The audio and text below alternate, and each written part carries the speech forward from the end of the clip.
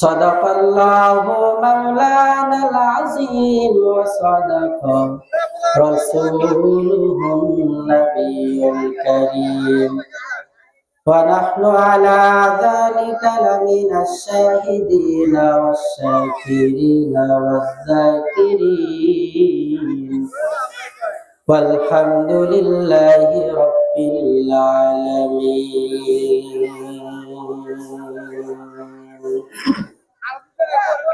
बातिल से दबने वाले आया से नहीं हम, बातिल से दबने वाले आया से नहीं हम, सबर कर चुका है तो इम्तिहान हमारा। আলহামদুলিল্লাহ, আল্লাহ পাকের শুকর যে আল্লাহ পাক আজকের এই বিশাল মাহফিলে কথা বলার মতো আমাদেরকে সুযোগ করে দিলেন, আপনাদেরকে শ্রবণ করার মতো সুযোগ তৈরি করে দিলেন। সবাই দিল থেকে দোয়া করব আল্লাহ পাক যেন মাহফিলকে শেষ পর্যন্ত নিরাপত্তার সহিত কবুল করেন, সকলেই বলি আমিন। আমি কোরআনুল কারীমের আয়াতের মধ্য থেকে একটি আয়াত কারিমা তেলাওয়াত করেছি। আয়াতের মধ্যে আল্লাহ পাক রব্বুল আলামিন বলেন, ওয়া মান আহসানু কওলাম মিম্মান দাআ ইলাল্লাহ ওয়া আমিলা সালিহান ওয়া ক্বালা ইন্নানি মিনাল মুসলিমিন। জোরে বলেন আল্লাহু আকবার। ওই ব্যক্তির চাইতে আর কার কথা সুন্দর হবে, ওই ব্যক্তির চাইতে আর কার কথা উত্তম, যেই ব্যক্তি মানুষকে ডাকে একমাত্র আল্লাহর দিকে। কার দিকে? যেই ব্যক্তি মানুষকে ডাকে একমাত্র আল্লাহ পাকের দিকে। আমার ভাইরা ভালো মতো খেয়াল করতে হবে, যেই ব্যক্তি মানুষকে আল্লাহ পাকের দিকে ডাকে ওই ব্যক্তির কথার চাইতে সুন্দর কথাই জমিনে কারো হতে পারে না। কথা বলেন ঠিক কিনা? কিন্তু বড় দুঃখজনক হলো সত্য, আল্লাহ পাকের দিকে যদি আজকে আমরা মানুষকে আহ্বান করি, মানুষকে ডাকি, তাহলে একদল মানুষ আমরা মোল্লা মৌলবীদেরকে জঙ্গি এবং মৌলবাদের তকমা লাগিয়ে দেয়। কথা বলেন ঠিক কিনা? যে ব্যক্তি আল্লাহ পাকের দিকে মানুষকে ডাকে তারা জঙ্গি নয়, তারা দাঈ ইলাল্লাহ। আমার ভাইয়েরা ভালো মতো খেয়াল করতে হবে, যেই ব্যক্তি মানুষকে ডাকে আল্লাহ পাকের দিকে, মানে আল্লাহ পাকের ইবাদতের দিকে। কার দিকে? আল্লাহ পাক রব্বুল আলামিন বলেন, আল্লাযী খালাকাল মাউতা ওয়াল হায়াতা লিয়াবলুয়াকুম আইয়ুকুম আহসানু আমালা।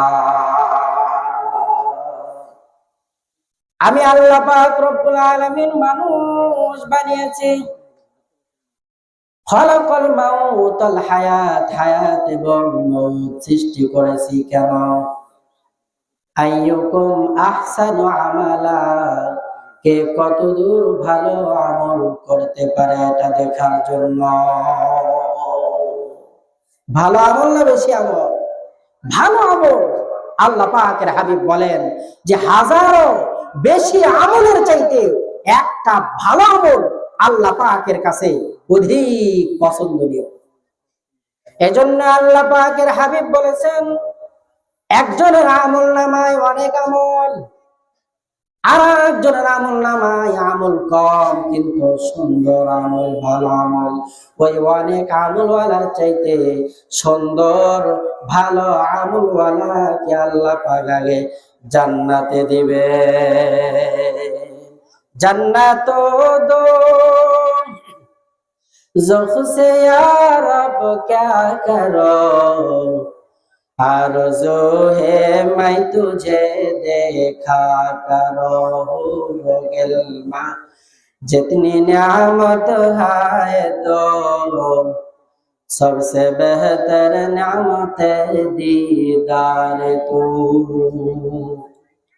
আল্লাহ পাক রব্বুল আলামিন মানুষ বানাইলেন উত্তম আমল করার জন্য, ভালো আমল করার জন্য।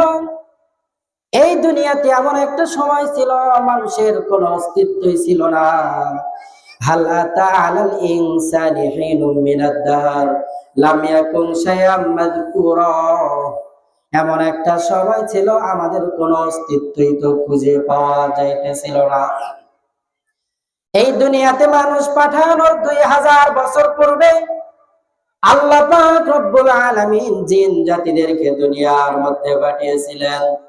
আমার ভাইরা, জিন জাতিগুলো একে অপরে মারামারি কাটাকাটি, মারামারি হাঙ্গা দাঙ্গামা করে তারা ধ্বংস হয়ে গিয়েছে।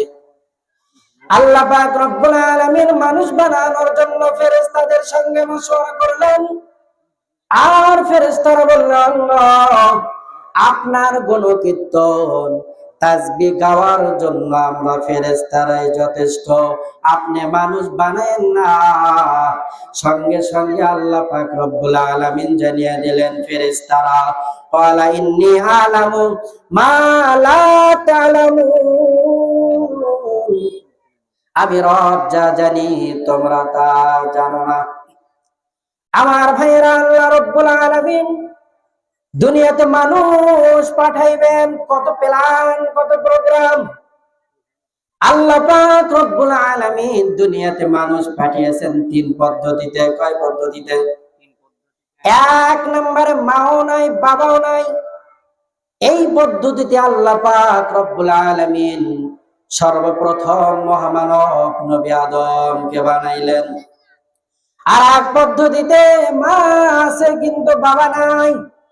এমন পদ্ধতিতে আল্লাহ পাক রব্বুল আলামিন নবী ঈসাকে পাঠাইলেন। আর এক পদ্ধতির মধ্যে মাও আছে, বাবাও আছে। এমন পদ্ধতির মধ্যে আমরা হাজারো কোটি লক্ষ মানুষ। কথা বলেন ঠিক কিনা? আল্লাহ পাক রব্বুল আলামিন বাবা আদমকে বানাবেন, ফেরেশতাদের সঙ্গে মশওয়ারায় বসে গেলেন। মশওয়ারা শেষে ফেরেশতাদের সরদার জিবরিল আমিনকে বলল, জিবরাইল, মানুষ বানানোর জন্য মাটি নিয়ে এসো। আল্লাহর ফেরেশতাদের সরদার জিবরিল আমিন জমিনে চলে আসলেন। মাটির সম্মুখপানে এসে দাঁড়ালেন। আর মাটির দিকে হাতটা বাড়াইবেন, এমন সময় মাটির ভেতর থেকে কান্নার আওয়াজ। ডাক দে বলে, আল্লাহর ফেরেশতা, আমি আমার জিন্স থেকে আলাদা হতে চাই না, আপনি আমারে নিয়েন না। আল্লাহর ফেরেশতা ডাক দে বলল, কেন কেন? মাটির জবান খুলে গেছে। মাটি বিকট আওয়াজে কান্না করে আর বলে, ফেরেশতা, আল্লাহ পাক রব্বুল আলামিন আমি মাটি দ্বারা মানুষ বানাইবে। মানুষ বানানোর মূল মাকসাদ হলো ইবাদত বন্দেগী, দাসত্ব, গোলামি করা আল্লাহ পাক রব্বুল আলামিনের। এই মাটির মানুষগুলো যখন আল্লাহ পাকের দাসত্ব গোলামি করবে না, আল্লাহ পাক তাদেরকে জাহান্নামের ওই আগুনের মধ্যে জ্বালাবে। ও ফেরেশতা জিবরাইল, আমি মাটি ওই জাহান্নামের আগুনে জ্বলার মতো সামর্থ্য রাখি না। জিবরিল আমিন মাটির কান্না শুনে ফিরে গেলেন। আল্লাহ পাক রব্বুল আলামিন মিকাইল আলাইহিস সালামকে পাঠাইলেন। মিকাইল আলাইহিস সালাম মাটির সম্মুখপানে দাঁড়িয়ে গেলেন। মাটির জবান খুলে গেছে। ভাই, আল্লাহর ফেরেশতা, আপনি আমারে নিয়েন না, কারণ আমি আমার স্বজাতি, আমি আমার জিন্স থেকে আলাদা হতে চাই না। মাটি তার জিন্স থেকে, মাটি তার স্বজাতি থেকে আলাদা হতে চায় না। অথচ আমরা সেই মাটিরই সৃষ্টির সর্বশ্রেষ্ঠ মাখলুক মানুষ হয়েও আমরা সকলে একতাবদ্ধ হয়ে এক সমাজের মধ্যে, একই পরিবারের মধ্যে, একই ছাদের তলে, একই টিনের তলে থাকতে পারি না। কথা বলেন ঠিক কিনা? ছোট ভাই বড় ভাইকে দেখতে পারে না, আবার বড় ভাই আছে যারা ছোট ভাইকে দেখতে পারে না, মেজো ভাই সেজো ভাইকে দেখতে পারে না। এমন আপনাদের এলাকায় আছে না? না, কত বড় দুঃসাহস! ছোট ভাই বড় ভাইকে দেখতে পারে না। অথচ আল্লাহর হাবিব বলেছেন, সর্বপ্রথম আল্লাহ পাক রব্বুল আলামিনের হক, এরপরে পয়গম্বর মুহাম্মদুর রাসূলুল্লাহর হক, এরপরে পিতা মাতার হক, এরপরে হলো বড় ভাইয়ের হক। এমন কোন নিমক হারাম এলাকায় বসবাস করে বড় ভাইয়ের সঙ্গে বেয়াদবি করে বড় ভাইকে দেখতে পারে না। বাবার পরে যার স্থান তিনি হইল বড় ভাই। বড় ভাই বড় ভাই, কথা বলেন ঠিক কিনা? এই বড় ভাই আবার মার্কাওয়ালাদের বড় ভাই না। কথা বলেন ঠিক কিনা? এই বড় ভাই আমার মার গর্ভের, যে গর্ভে আমিও ছিলাম, আপনি যে গর্ভে আপনিও ছিলেন, আপনার ভাইও ছিল, ওই একই মায়ের পেটের বড় ভাই। আল্লাহর হাবিব রাহমাতুল লিল আলামিন বলেছেন, একজন পিতার পরে তার জন্য সবচাইতে বেশি ভূমিকা রাখে হইল বড় ভাই। আমার ভাইয়েরা ভালো মতো খেয়াল করেন, আল্লাহ পাক রব্বুল আলামিন ইসরাফিল আলাইহিস সালামকে পাঠাইলেন। ইসরাফিল আলাইহিস সালাম ফেরত চলে গেলেন মাটির কান্না দেখে। এরপর আল্লাহ পাক রব্বুল আলামিন আজরাইল আলাইহিস সালামকে পাঠাইলেন। আজরাইল আলাইহিস সালাম মাটির সম্মুখে দাঁড়িয়ে গেলেন। আল্লাহ পাকের অর্ডার, ও আজরাইল ফেরেশতা, মানুষ বানানোর জন্য মাটি আনো, আমি আল্লাহ পাক মানুষ বানাইতে চাই। মাটির কাকতি মিনতি না শুনে এক থাবাতে আজরাইল আলাইহিস সালাম 40 মণ মাটি নিয়া আল্লাহ পাকের আরশে আজিমে চলে গেলেন। সুবহানাল্লাহ বলে, আরো চিল্লায় বলেন সুবহানাল্লাহ। আল্লাহ পাক রব্বুল আলামিন মানুষ বানাবেন, 40 মণ মাটি এক থাবায়। আবার ভিন্ন রিওয়ায়াত আসছে, আজরাইল আলাইহিস সালামের এক থাবায় 70 মণ মাটি আল্লাহ পাক আসমানে উঠাইলে। এই মাটি দ্বারা আল্লাহ পাক রব্বুল আলামিন ফেরেশতাদের মাধ্যমে পয়গম্বর আদমের আকৃতি বানাবেন। আল্লাহ পাকের কত প্ল্যান! মাটিটা আল্লাহ পাক রব্বুল আলামিন নিয়ে গেলেন মিন তিনিল লাযিব, এঁটেল মাটি আল্লাহ পাক রব্বুল আলামিন উঠাইলেন। এঁটেল মাটি দ্বারা গঠন বানানো যায় না, এঁটেল মাটি দ্বারা আকৃতি বানানো যায় না, স্ট্রাকচার বানানো যায় না। আল্লাহ পাক রব্বুল আলামিন ওই মাটির উপরে 40 বছর নূরের তাজাল্লি ফেললেন। কত বছর?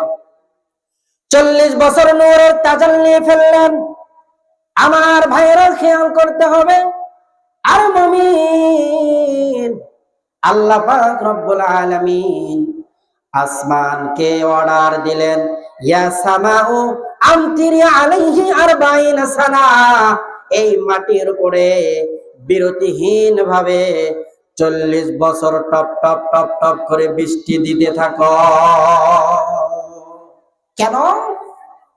যেন এই মাটিটা একেবারে খালেস পিওর ভেজাল মুক্ত হয়। কথা বলেন ঠিক কিনা? সেই খালেস পিওর ভেজাল মুক্ত মাটির মানুষ হওয়ার পরে আজকে ভেজাল মুক্ত মানুষ সমাজে খুঁজে পাওয়া যায় না। কথা বলেন ঠিক কিনা? সব ভেজাল যুক্ত মানুষ। আমার ভাইয়েরা, আল্লাহ রাব্বুল আলামিন এরপরে বাবা আদমের আকৃতি বানানোর পরে 40 বছর পয়গম্বর আদমের ওই মূর্তিটারে, পয়গম্বর আদমের ওই কায়াটারে, পয়গম্বর আদমের ওই আকৃতির উপরে সূর্য দ্বারা 40 বছর আল্লাহ পাক রব্বুল আলামিন তাপ দিলেন। 40 বছর তাপ দেওয়ার পরে 120 বছর আল্লাহ পাক পার করে নিলেন। এখনো বাবা আদমের কোনো অস্তিত্ব নাই। 120 বছর পরে ফেরেশতার মাধ্যমে আল্লাহ পাক রব্বুল আলামিন পয়গম্বরের জিসিমের মধ্যে রূহটা ফুঁকিয়ে দিলেন। আমার ভাইরা, আল্লাহ হাবিব জনাব মুহাম্মদ রাসূলুল্লাহ হাদিসের মধ্যে বলেন, পয়গম্বর আদম সর্বপ্রথম মানব। পয়গম্বর আদমের রূহটা দেওয়ার পরে পয়গম্বর আদম সর্বপ্রথম যেই বাক্যটা বলেছিলেন, সেই বাক্যর নাম হইল আলহামদুলিল্লাহ। কাদের কদম অরত্তু দারি বরকামাল আতা রব্বি আতা হাসবি জুল জালাল তুহি কাদের জলিলুল্লাহ জাহাদান বাহার হালে তুহি মেরা নিগাহবান।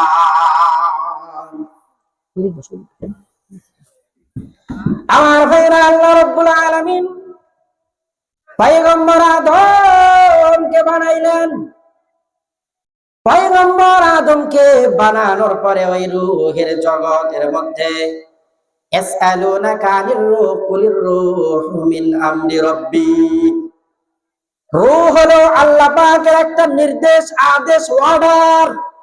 কুলির রূহু মিন আমরি রাব্বি, আল্লাহ পাকের নির্দেশ ফুঁকিয়ে দেওয়ার পরে আল্লাহ পাক রব্বুল আলামিন পয়গম্বর আদমের পৃষ্ঠ দেশে সুন্দর করে আল্লাহ পাকের কুদরতি হাতটা বুলিয়ে দিলেন।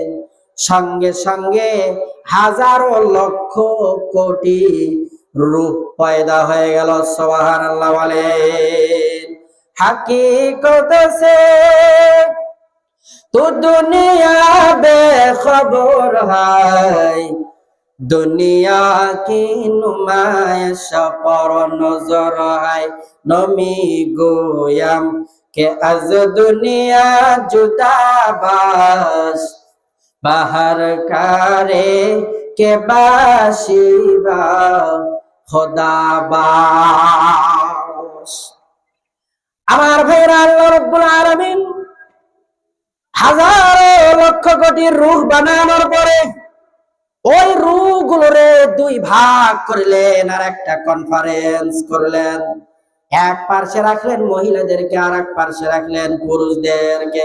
আর জানিয়ে দিলেন, ও পুরুষদের রূহ, আজকে যার দিকে তুমি তাকাইবা, দুনিয়া নামক একটা জগৎ আছে, ওই জগতের মধ্যে সে তোমার সঙ্গিনী হয়ে যাবে। আল্লাহ পাক রব্বুল আলামিন সব নিজাম ওই রূহের জগৎ থেকেই করে দিয়েছেন। আমার ভাইরা, আল্লাহ রব্বুল আলামিন পয়গম্বর আদমের পৃষ্ঠদেশ থেকে রূহ বানানোর পরে সঙ্গে সঙ্গে ডাক দিয়ে বললেন, আলাস্তু বিরাব্বিকুম, আমি কি তোমাদের রব নয়? সমস্ত রূহগুলো চুপ হয়ে গেছে। কোন রূহের ভেতর থেকে কোনো আওয়াজ নাই। কারণ আল্লাহ পাকের সম্মুখ পানে আল্লাহর হাবিব ছাড়া দাঁড়ানোর কেউই নাই। কথা বলেন ঠিক কিনা? কেমন রহমতের নবী আমার, যে নবী ছাড়া আল্লাহ পাকের সম্মুখ পানে দাঁড়ানোর কেউ নেই। রহমাতুল লিল আলামিন নবী কোরআনে প্রমাণ, রহমাতুল লিল আলামিন নবী কোরআনে প্রমাণ। উম্মত বিনে কে বুঝিবে আমার দয়ার নবীর শান। কথা বলেন ঠিক কিনা? সমস্ত রোগগুলো নিশ্চুপ হয়ে গেল আল্লাহ পাকের কুদরতের ইশারা। আল্লাহ পাক রব্বুল আলামিন আল্লাহর হাবিব জনাবে মুহাম্মদুর রাসূলুল্লাহর রূহের জবানটা খুলে দিলেন। আল্লাহর হাবিব সঙ্গে সঙ্গে বলে উঠলেন, ক্বালু বালা।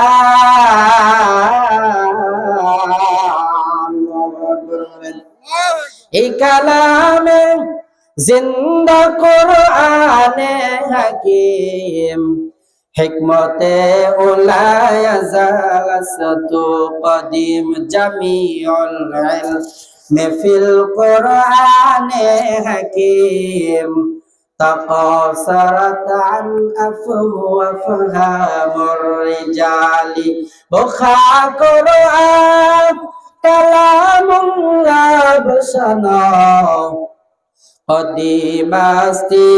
কদিমাস্তি নয়না। আমার ভাইরা আর মুমিন, আল্লাহ পাকের হাবিব ক্বালু বালা, আল্লাহ পাকের সাক্ষ্য প্রদান করার পরে ক্রমান্বয়ে মুমিন মুসলমান স্তরে স্তরে সবাই বলা শুরু করলো, আল্লাহ আপনি আমাদের রব।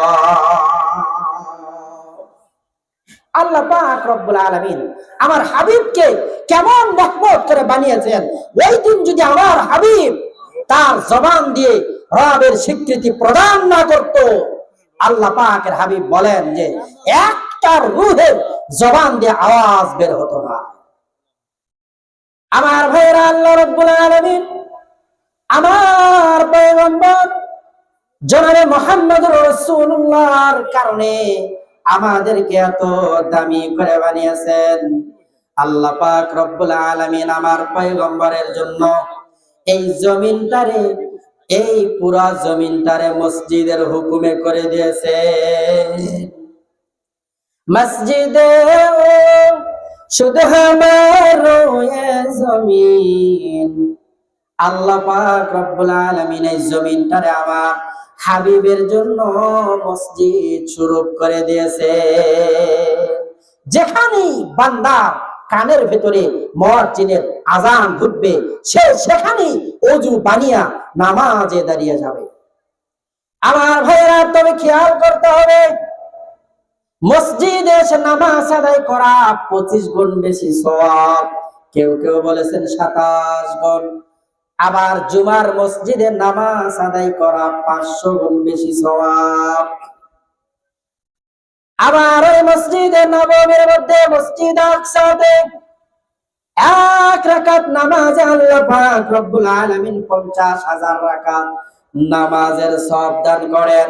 আবার ওই মসজিদ হারামের মধ্যে আমার আল্লাহ পাক রব্বুল আলামিন 1 রাকাত নামাজে 1 লক্ষ রাকাত নামাজের সওয়াব দান করেন। সুবহানাল্লাহ বলে। শুধু নামাজই নয়, কোন ব্যক্তি যদি মসজিদে হারামের কিনারায় দাঁড়িয়ে একবার সুবহানাল্লাহ পাঠ করে, তার আমল নামায় 1 লক্ষ বার সুবহানাল্লাহ বলার সওয়াব আল্লাহ পাক তার আমল নামায় দান করেন। আমার ভাইয়েরা, জায়গাটা বড় দামি, জায়গার মধ্যে কিছু জায়গা দামি, আবার ঘরের মধ্যে কিছু ঘর দামি।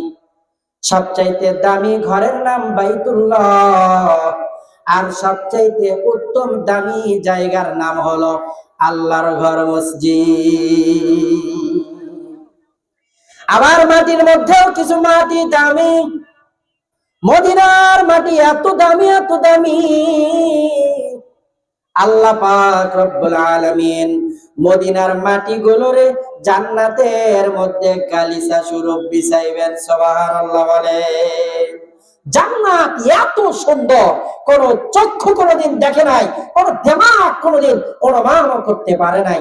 এত সুন্দর জান্নাত, এই জান্নাতের মধ্যে আল্লাহ পাক রব্বুল আলামিন গালিচা স্বরূপ মদিনার মাটি বিছিয়ে দিবেন। সুবহানাল্লাহ। আমার ভাইরা, মদিনার মাটি কেন এত দামি? আল্লাহ পাকের হাবিব জনাবে মুহাম্মদুর রাসূলুল্লাহর স্পর্শের কারণে আল্লাহ পাক মদিনার মাটিকে বড় দামি বানিয়ে দিলেন। এজন্যই তো ইমাম মালিক রাহমাতুল্লাহি আলাইহি ৭০ বছর ওই মদিনায় জীবন যাপন করে কোনদিন জুতা পরিধান করেন না। অনুসারীগণ ডাক দিয়ে বলে, ও ইমাম মালিক, আপনি ৭০ বছর মদিনায় জীবন যাপন করেন, কিন্তু কোনদিন আপনি জুতা পরিধান করেন না কেন? ইমাম মালিক ডাক দিয়ে বলেন, ও মদিনার মানুষ, এই মদিনা যেখানে আমি আমার নাকটা লাগাই, সেখান থেকেই মদিনাওয়ালার পরশের আওয়াজ, পরশের গন্ধ পাই। সুবহানাল্লাহ বলে। এই জন্য আমি ইমাম মালিক ৭০ বছর মদিনায় জীবন যাপন করি, কোনদিন জুতা পরিধান করি না। কারণ আমার পয়গম্বর যে রাস্তায় খালি পায়ে হেঁটেছে, আমি ইমাম মালিক কিভাবে জুতা পরিধান করে ঘুরতে পারি? আমার হাবিব মায়ের নবী, দয়ার নবী, রহমতের নবী, আমার পয়গম্বর জগৎ সমূহের জন্য রহমত। আল্লাহ পাক রব্বুল আলামিন জগৎ সমূহের জন্য রব্বুল আলামিন, আর আমার পয়গম্বর জগৎ সমূহের জন্য রহমাতুল লিল আলামিন। যেখানে আল্লাহর পাওয়ার, সেখানে আল্লাহর হাবিব জনাবে মুহাম্মাদুর রাসূলুল্লাহর পাওয়ার। जहाँ तक है रबूबियत खुदा की, वहाँ तक है मोहम्मद मुस्तफा की। যেখানেই আল্লাহ পাকের, সেখানেই আমার রাসূলের শান, মান, মর্যাদার মর্তবা বড় দুঃখজনক হলেও সত্য যে আজকে সেই আমাদের প্রাণের নবীর বিরুদ্ধে বিষোদ্গার করা হয়, আমার নবীর চরিত্র নিয়ে কথা বলা হয়, আমার নবীর খাতমে নবুয়তের চাদর নিয়ে টানাটানি করা হয়। আমরা মুসলমান, আমরা স্পষ্ট ভাষায় বলছি, আল্লাহ পাকের হাবিবের শেষ খাতমে নবুয়ত নিয়ে যারাই টানাটানি করবে, আমরা মুসলমান, আমাদের দেহে এক বিন্দু রক্ত থাকতে কোন মুসলমান এটা মানতে পারে না, বরদাস্ত করতে পারে না। কথা বলেন ঠিক কিনা?